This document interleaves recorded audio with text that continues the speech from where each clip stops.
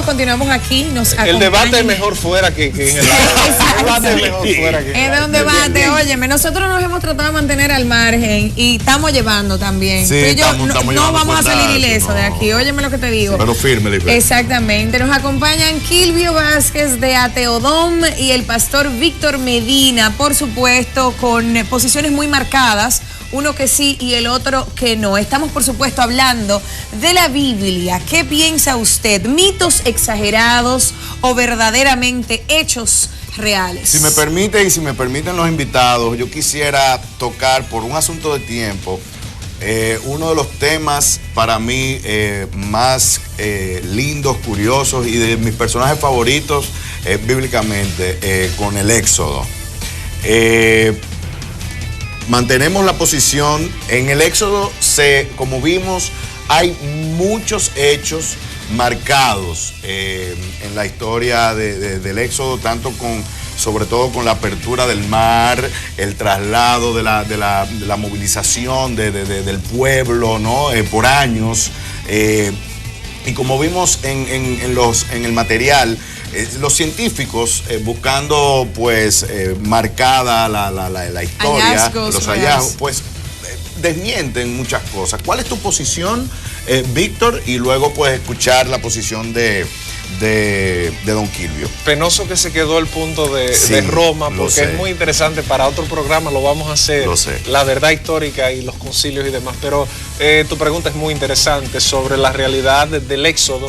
Cuando tú te topas en posiciones arqueológicas, hay un arqueólogo muy famoso y reconocido que se llama Edwin Yamauchi, haciendo estudios al respecto de todo lo que es el contenido bíblico y la arqueología.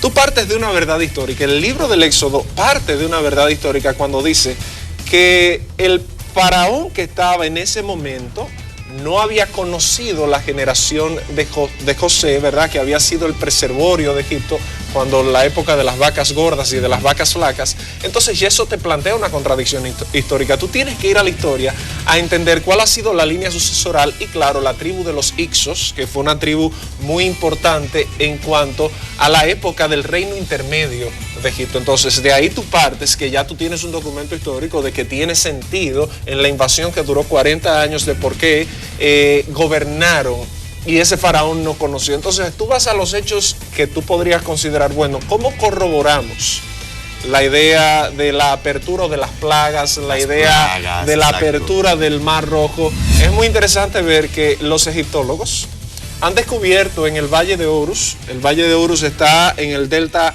oriental y es una ciudad o un camino fortificado que utilizaban los egipcios para la transportación de turquesa, que estaba en las minas del Sinaí.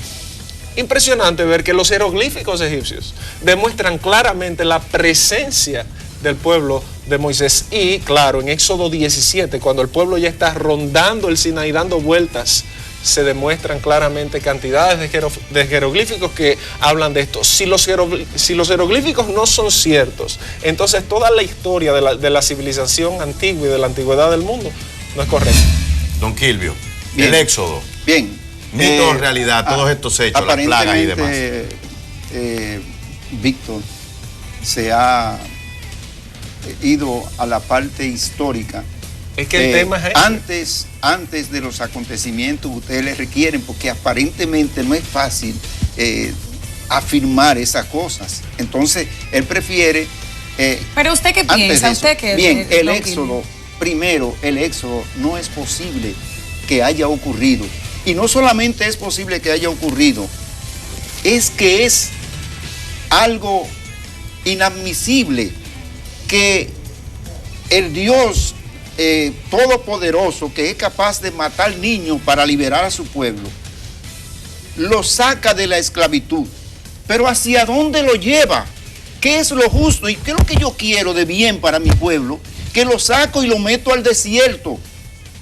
Pero en un lugar. Es que esa es una consideración axiológica, o sea, eso no es un planteamiento histórico. Usted está cuestionando el modus operandi de Dios. Dios, pero si vamos al hecho, usted como ateo de la Asociación de Ateos Dominicanos, ¿usted entiende que esto sucedió realmente, independientemente de Dios? Exacto. De que haya pasado a través de un Dios. ¿Usted entiende que estas plagas sí pasaron? No, me estoy yendo a la leyenda. Estoy yendo a la leyenda. No, o sea, una cosa es legendaria, si no tiene soporte histórico. La historia no es leyenda. La historia tiene que tener, como dijo Víctor, soporte. Y si realmente esos soportes no están bien edificados, nosotros podríamos decir, vamos a poner que por eso te decía, que se compruebe que sí, que el pueblo hebreo estuvo sometido a la esclavitud y que se compruebe que ese pueblo salió de ahí. Lo que me estoy refiriendo como ateo es que no es posible el poder de un Dios que mata niños para liberar a un pueblo y que manda plaga y que manda a su representante a demostrarle que el Dios del faraón no tiene poder para detenerlo.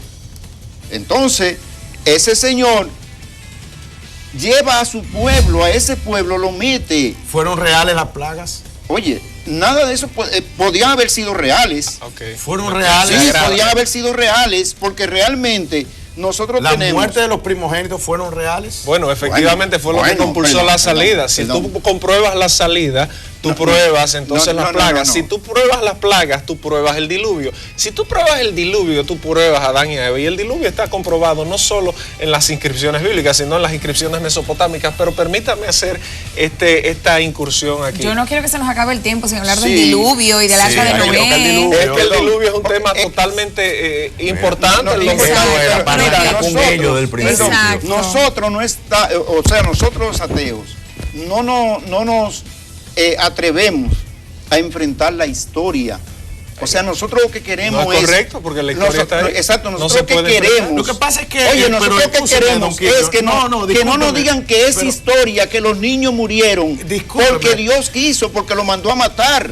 Bueno, eso está hablando de otra cosa. Eso es una aproximación a la historia. Ahora, yo vine aquí a demostrar que la Biblia es historia y lo he demostrado. Una aproximación es de acuerdo a cómo usted lo interprete. Yo respeto que usted no quiere entender eso y perfecto, pero decir que es algo que no es histórico es una aberración a la ciencia. Cabe destacar que todos los hechos de las civilizaciones antiguas, estamos hablando de civilizaciones semitas. Cuando nos vamos a las bibliotecas, por ejemplo, de Alejandría, que fue destruida primero por Julio César en la persecución a Pompeya y luego por el sucesor de Mahoma, que destruyó básicamente todos los libros que ahí tenía, tú no tienes mucha documentación sobre la historia del mundo antiguo. De hecho, tú crees que por una piedra que apareció, que está en Palermo, la piedra del rey Narmer, o el escrito de Narmer, se entiende que fue la unificación de Egipto en el año 3300 a.C. Entonces, si vamos a ser tan estrictos con el documento histórico bíblico, habría que ser más estricto con el documento de la historia que nosotros manejamos de la civilización antigua, porque la Biblia tiene por sobre muchas cosas más aval histórico que cualquiera otro de esos. Pero háblale a ellos, como ellos te recriminaron, te pidieron que le dijera si eran reales los hechos de que el mar se abrió, de que se convirtieron en la plaga, toda esa cosa. Pero háblame del poder de Dios que hizo eso, que logró eso. Háblame del poder de Dios para matar niños. Yo creo en el poder de Dios. Estamos apartando. Pero ya eso es otro tema. Pero eso es un tema de teología. O sea, si queremos discutir la forma de la percepción teológica, no hay ningún problema. Ahora, déjame hacer una pregunta para aterrizar en cuanto al tema, con otro ejemplo. Pero él dijo algo. ¿Existió Jesús como hombre?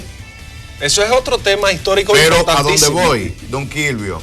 De haber existido, independientemente de ser quien dice la Biblia, quien fue, relatan hechos de sanación, de resucitar, este tipo de cosas como hecho, independientemente de la mano divina. Pero eso debiste preguntármelo a mí. Pero ahí es donde... No, los dos. A los dos. ¿Existieron estos hechos? Oye... ¿Son mitos? Oye, ¿qué es lo que ocurre?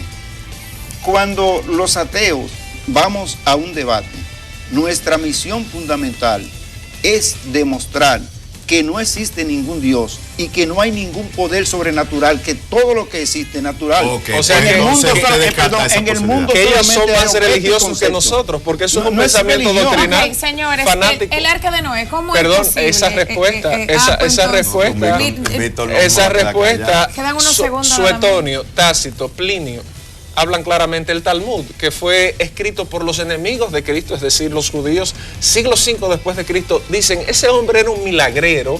Entonces, si tu enemigo te da el criterio de milagrero, tú debes pensar claramente de que la historia, si tú construyes la historia del personaje Jesús fuera de lo que la Biblia dice, te topas con que fue un hombre que murió en la época de Poncio Pilato, como lo dicen Suetonio y Tácito, que fue un hombre que atrajo a sí mismo muchísimas personas, como lo cita Flavio en el testimonio flaviano, como claramente fue un milagrero, un hacedor de milagros, como dice el Talmud. Entonces, no es muy incoherente el testimonio histórico con el testimonio bíblico. Rápidamente, oye, sé que será difícil, el diluvio y el arca de Noé. Mira, como hecho. Es que seguimos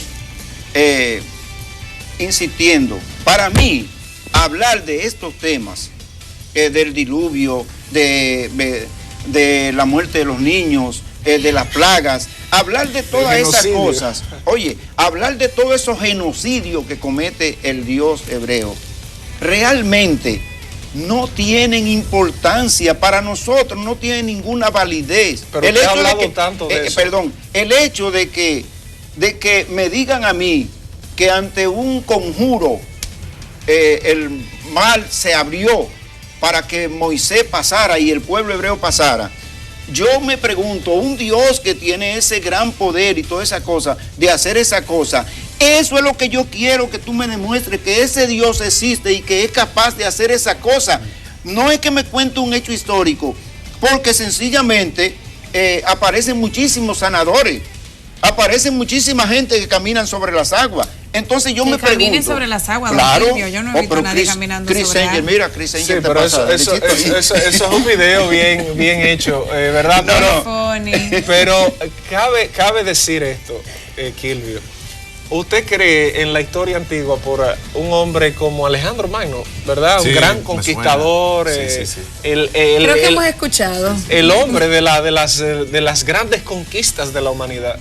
Y su primer biógrafo escribe 400 años después, Plutarco, y nosotros compramos esa idea como que es una historia correcta. Alejandro Magno, su esposo Hefestio, ¿verdad? Su gran amigo, todo eso lo compramos con un elemento que está lleno de leyendas, porque ya cuando tú pasas del primer siglo, tú estás hablando de un tema totalmente legendario. Entonces, yo no puedo demostrarte el poder de Dios por mi simple expresión. Yo puedo demostrarte el poder de Dios por un libro histórico que habla de ese Dios. Él mismo se ha encargado de revelarse. ¿Tú crees? Ahora, se ha encargado de revelarse. Poderosamente la atención, como cada cual anda con su historial de guerra aquí, con su arma de guerra. Y no lo hemos usado. Pero me llama mucho la atención cómo don Víctor anda con la Biblia y el tamaño histórico que tiene la Biblia. No es así, es así. No, claro, a medida que ese pequeña. Tengo que admitir que te la comiste con esa explicación. Ese pequeño. Sin embargo, veo la de don Kilvio como más diminuta para explicar por qué no creer en Dios. Señores, se nos acabó el tiempo. Espérate. No, el problema es que lamentablemente. El tema que venimos a debatir no es si Dios existe, no es si Dios existe o no existe. Estamos hablando de que los hechos que Víctor dice que están escritos ahí, que son reales, que sucedieron. Los arqueólogos. Los historiadores no. Lamentablemente, lo que dice la Biblia es verdad, porque lo dice la Biblia. Yo quería hablar del diluvio, podemos hablar de eso. Pero ya no tenemos tiempo. Pero vamos a hacer un programa. Vamos a tener que hacer otro programa. Lamentablemente. Señores, nos quedamos con incluso se me olvidó preguntar qué buscaba. Ya yo conozco qué buscan los cristianos a través de la palabra. Ahora es impresionante. Y yo quería preguntarle lo que busque el ateo. Pero es impresionante. Para como asociación. Usted conoce a Richard Dawkins. Cada hombre piensa, cada hombre actúa como piensa. Los ateos pensamos que debe de haber una sociedad bendiciones a la iglesia pronto. Tenemos que invitarlo de nuevo. Señores, buenas tardes, buen día. Vamos a seguir con ellos aquí hasta mañana.